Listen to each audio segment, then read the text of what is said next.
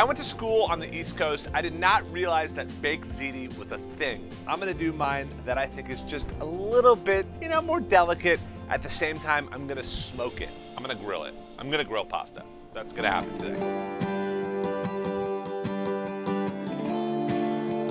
Got a pan. I'm gonna start with a good amount of olive oil, medium-high heat. Grab some garlic. Garlic sliced in.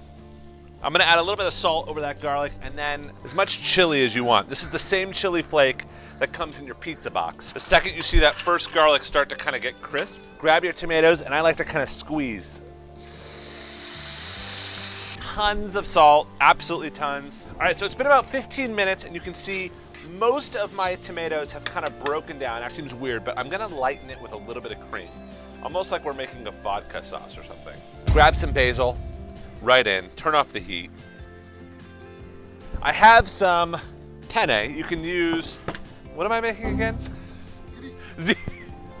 You could be using ziti. You can use anything you want. I'm gonna salt my penne and I'm gonna give it half the sauce. Really mix that through. You can already see it's like soaking up the sauce. I'm gonna take half my cheese. I've got Parmesan and mozzarella right here. And I've got ricotta, which I'm just gonna kind of dot. Bring the sauce back out. Grab some of that ricotta, the rest of that cheese. Grab a bottle of olive oil right over the top.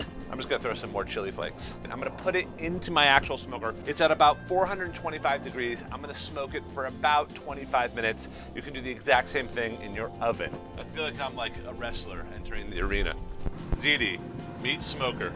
Look at this, ziti. This is my summer ziti. You'll love it. You can also just do it in the oven. Either way, it works. Check me out, joelgamoran.com.